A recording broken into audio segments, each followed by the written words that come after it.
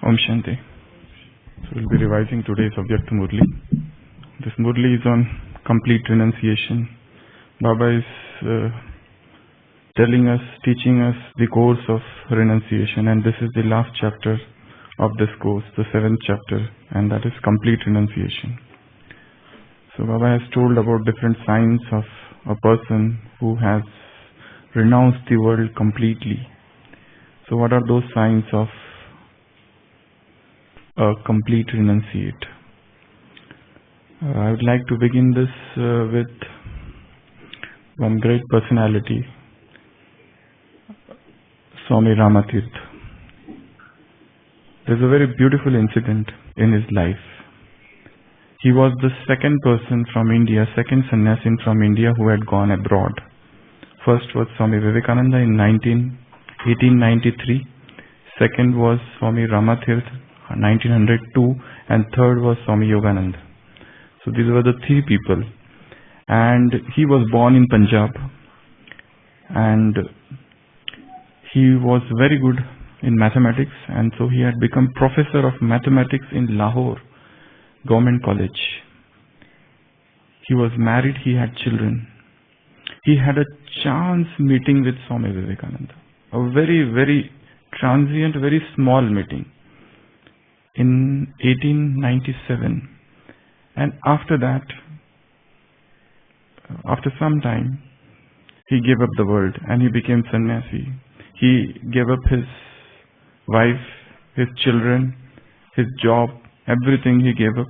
He had no money, and yet he traveled around the world.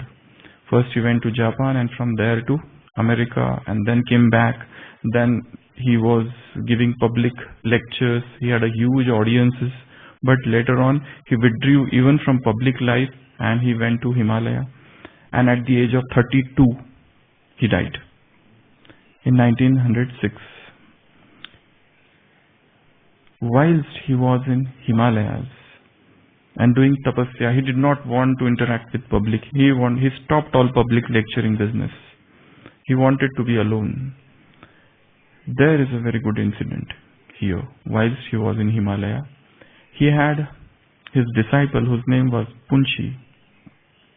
Punchi has written in his diary one thing, that one day his wife came to see him whilst he was in Himalayas. So this Punchi has written that I have seen my master Ramatirtha, Swami Ram, he is commonly known as. He has been lecturing in front of everybody, and he is leading a life of a renunciate, of a life of a sannyasin. But the moment I informed him that your wife has come to see you, he was afraid. He said, no, tell her that I am not going to see her. So that Punchi said, I thought you are a great renunciate, but you are a coward. You are afraid of your wife. You are lecturing in front of everybody. Why are you afraid of your wife? This is not real sannyasi. This is not real sannyas. This is not real renunciation. When for a sannyasin, every soul is equal. So you left your wife at a very young age. She is without money. She is so poor. She has so many problems. You have your children. You never thought of them. You never took care of them. And now when she came to meet you, suddenly you are afraid. What sort of sannyas? What sort of sannyas is this? What sort of renunciation is this? And that moment, Swami Ramatirtha got a sudden ray of enlightenment, and he said, oh, I was going wrong. I was amiss. Call her. Let her touch my feet, and then in return I will touch her feet. And that happened, that his wife came, and his wife touched his feet, and he touched her feet. And because the Punchi wrote that and told Ramatirtha that she is such a poor woman, she never asked you for anything. She never begged you for anything. You gave her up. You renounced her. You left her in lurch, but she never asked you anything. And now she is coming for the first time, and she only wants to have your darshan, and that also you are denying.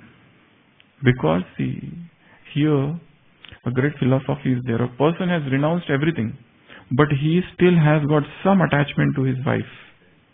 And that is why he is fearing her.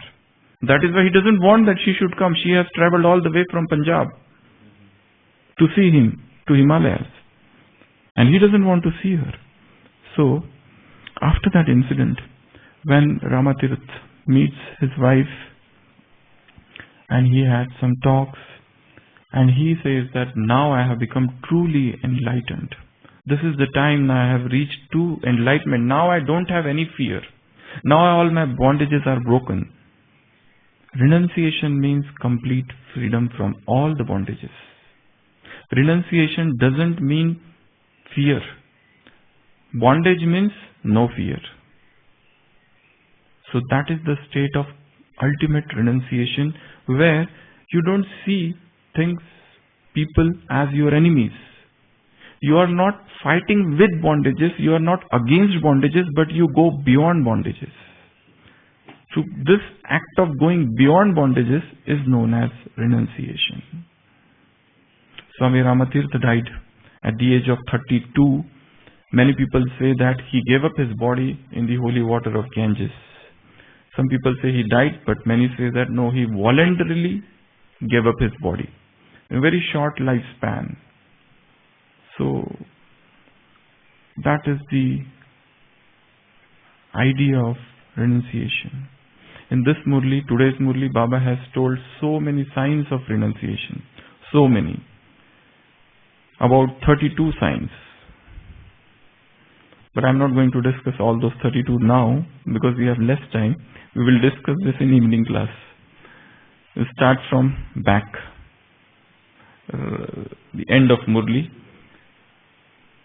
The first sign of renunciation is dying alive. That is slogan. Dying alive to this world and to this sansar. Sanskar and sansar.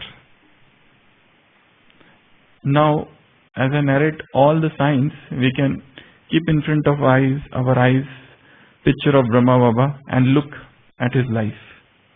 You will tally, you will see that all these signs are in him. If you look at him. First sign, dying alive.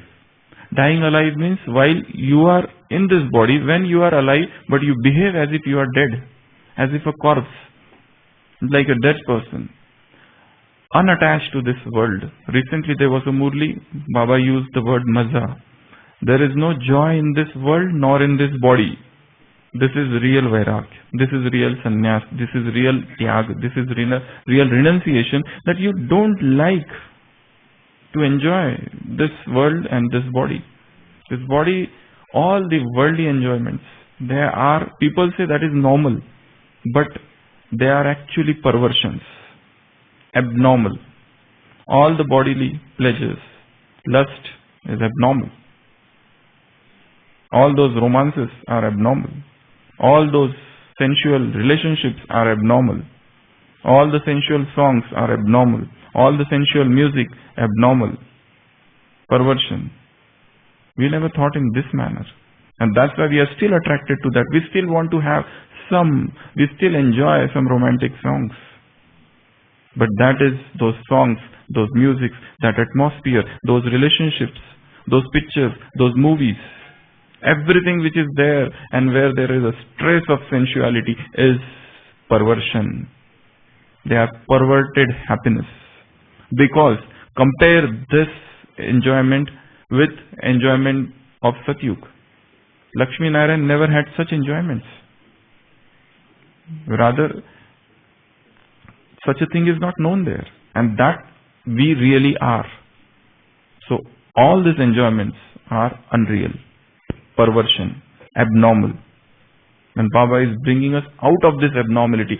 People down the ages have denounced, have talked against this sensual enjoyment. But nobody has said that everything is abnormal. This is for the first time when God entered on this planet, and He is telling that this lust and all the vices, these are all abnormal. This is not your nature, so give them up. Yesterday's Murli, there was a beautiful statement in Sakar Murli. Soul. Maya has cast its shadow on the soul. Now we think of soul.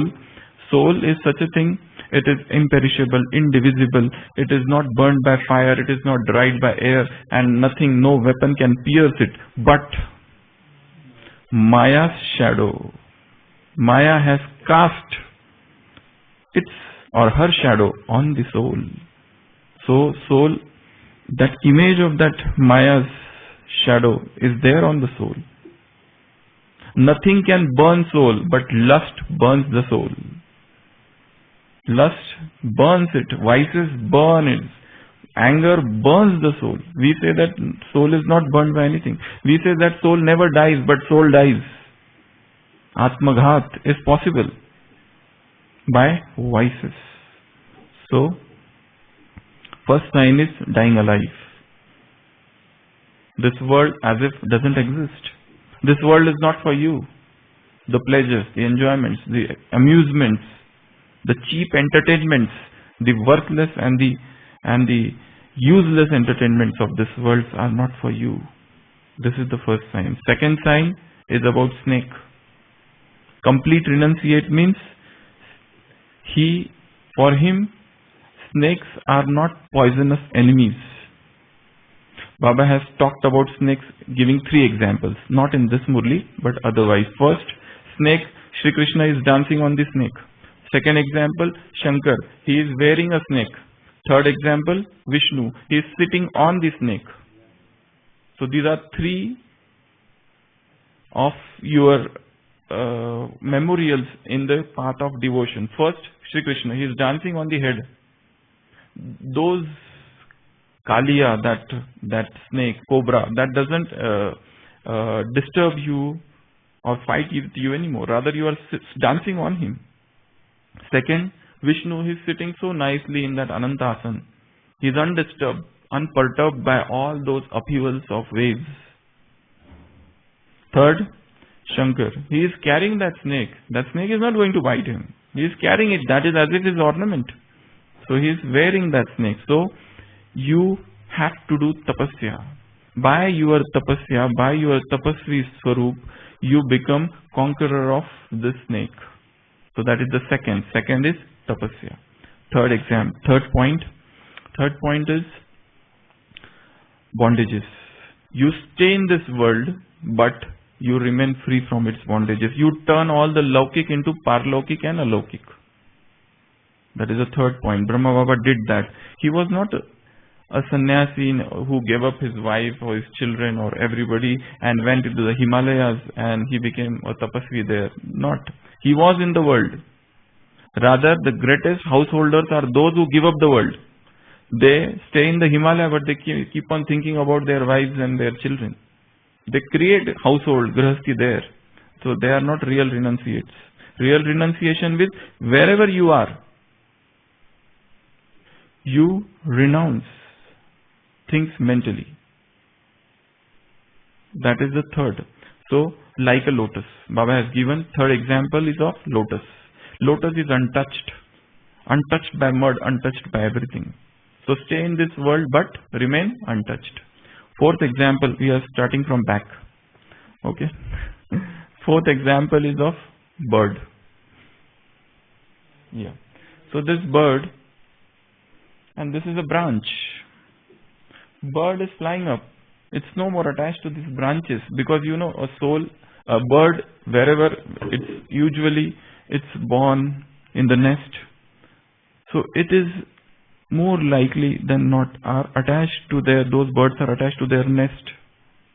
And every time they feel, and gradually they have to give up attachment to that tree, that nest, those branches, those leaves, those fruits, those flowers. Why? Because the outside world, the outside sky is bigger than this tree. So, Baba has said, golden branches.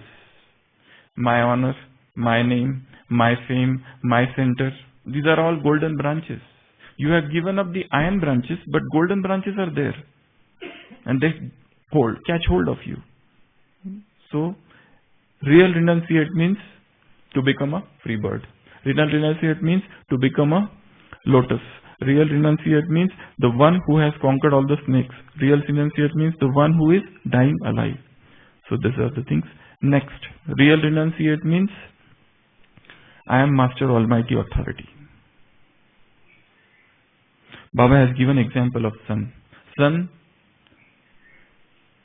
dispels the darkness. Sun, what it does, removes all the rubbish. So in the similar manner, you cannot say that I alone cannot do anything. A small lamp dispels the darkness. So you can do that, and you must remember your Swaman, your self-respect. I am Master Almighty Authority. Next is Bhog. Baba has said, use 3 words. Samarpan, offer, Arpan. Samarpan, you offer yourself. You don't have to offer other things. You offer yourself only as a Bhog. You surrender your own self. That is the real Bhog Baba wants. That is the real renunciation. You give to have the feeling that I am into this yajna. I remember when I was here long back in 2003, and then I left from here for my studies. I had taken one Soman while going from this place. 31st May 2005, I left from this place, that I am yajna. This was throughout the time I stayed outside for studies, that I am the yajna. And I am into this yajna. So anybody who will help me will not help me actually. That person will help that yajna only. So he is not going to, that persons are not going to help me. Whosoever will feed me, whosoever will give me any sustenance, they in fact will give sustenance to yajna. So I am that yajna. So I had gone with that very, very, very high and very, very elevated attitude or self-respect. And I stayed with that self-respect only. I am the yajna, and I am for the yajna. I am into yajna. I am by the yajna. By the yajna, for the yajna, into yajna, from the yajna.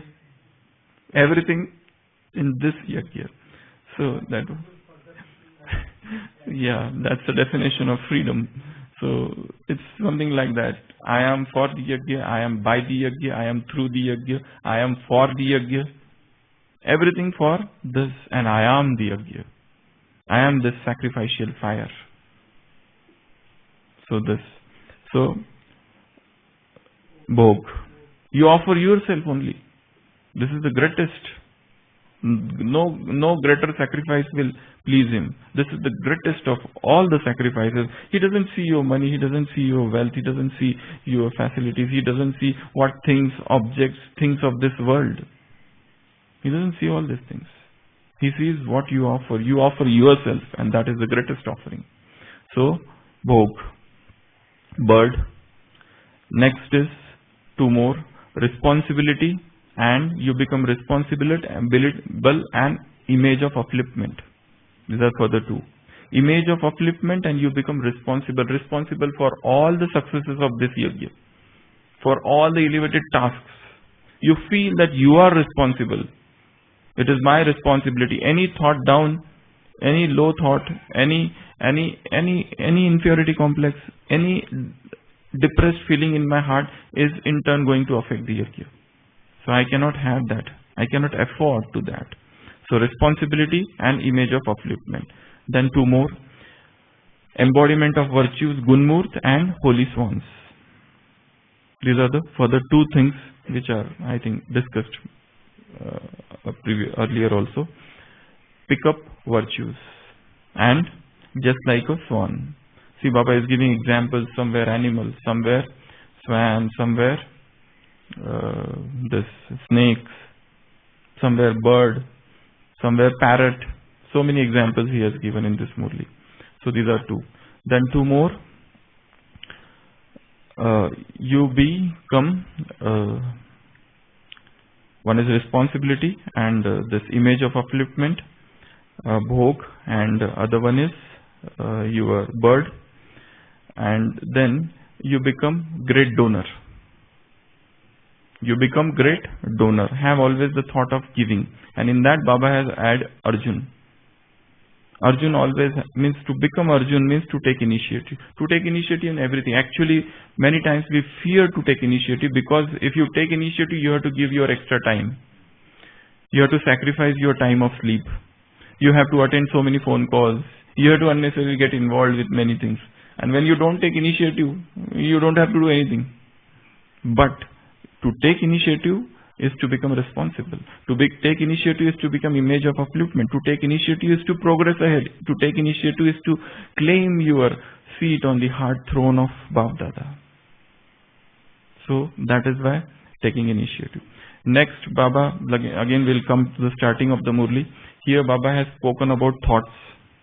Complete renunciation means how should be your thought? There should be two things in thoughts. First, while staying in the corporeal form, you be incorporeal. Means bodiless. One. Second, loving and detached. That is in the level of thought. Then at the level of speech, spiritual sweetness, and second, humility. These both constitute egolessness. So this is in speech. In actions, in karmas, 5 things. Actions Baba has linked with these physical senses. First, your forehead. Second, your mouth. Third, eyes. Fourth, your hand. And fifth, your feet. Through your forehead, you remind others of their original form. I was thinking how to do this. How this become possible? It can become possible only and only when you are situated in the soul conscious state. Then only you can give blessings through your forehead. Baba is talking of through 5 senses, give blessings. Is this not a very new thing? Through 5 senses, you give blessings. You become bestower of blessings. So first, through your forehead, if somebody sees my forehead, Manjuben, what he should see? He should get reminded of his original form, Swaswarup. His original form. Means our soul conscious stage should be so strong. One. Second, eyes. What we have to give through the eyes? We have to signal them the way to their home. We have to signal them, show them their kingdom. Now, Baba said that they should feel that this is my real home and this is my kingdom. For that, I should feel that this is my real home. And I should feel that this is not my real home. And I should feel that I am a traveler here. And I should feel that I have nothing to do with this world. And I should feel that I am a guest here. And this is a guest house. And I am not attached to any human beings of this world. Your kingdom is not of this world. In Bible, Jesus Christ says to his disciples, people are terrorizing, people are behaving wrongly with them. And that's why he says, your kingdom doesn't belong to this world. Your kingdom belongs to that world. You are not for this world. You will get the reward in that world. So, reminding them of their home. For that, we must know that this is my real home. Second. Third, through your speech, what you will do? Through your words. Through your words, what you will do? Puruvan? You give them details of creator and creation and enable them to belong to this highest clan, enable them to become a Brahmin and then a deity. So this is what you have to do. Means this is the service you do through your words. And then your hands, you turn them into easy yogi or karma yogis. And then your feet, there are 2 things in feet. In everything there are 2 things. Otherwise they will not become 32. So in feet, through your feet, what you do is you follow Father and then give them blessings that they become fortunate multi-million times. So these are the 5 things. Now Baba has said another group of 5 things. These are the 5 and then five more. There should not be any trace of vice in these 5 things. What are those 5? Thought, speech, actions, your contacts, relationships and connections, sambandh and sampark. So first, thoughts. Baba has not given detail here. Second is words. Now words, what should be your language? Baba has said many children are very clever and they use very royal language.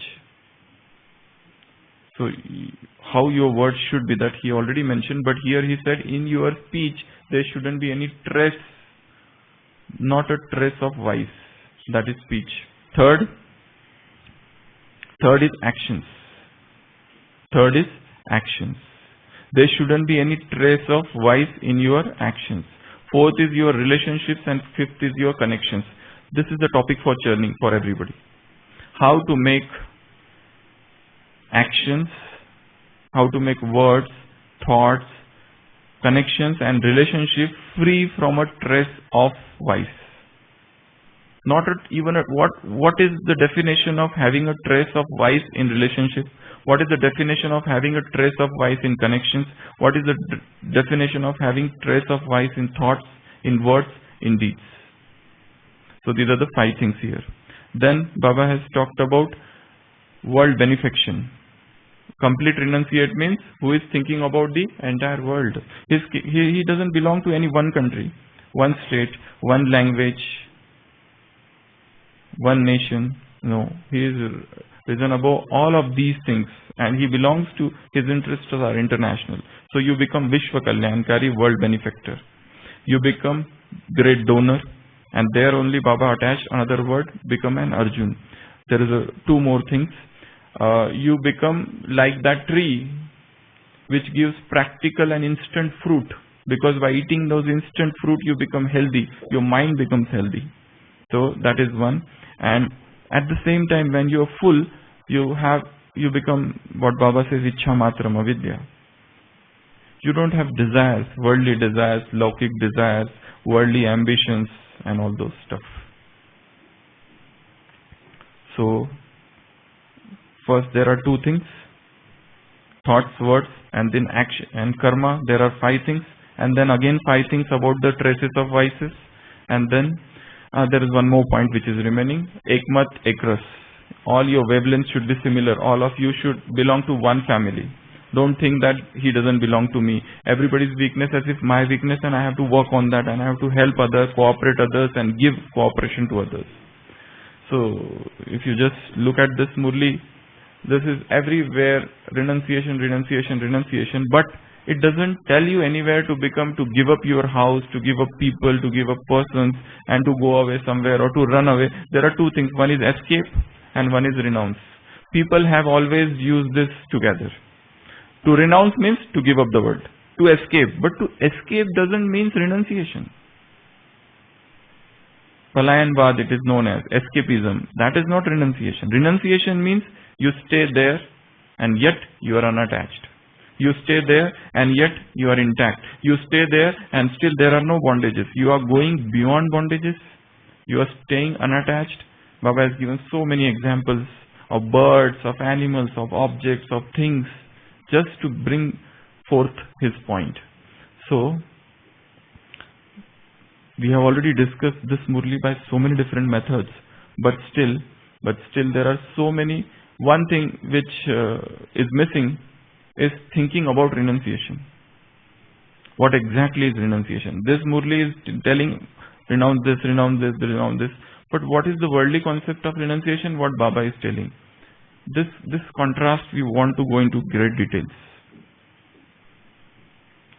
If we are real renunciates, do I have all of these things which are mentioned in this Murli?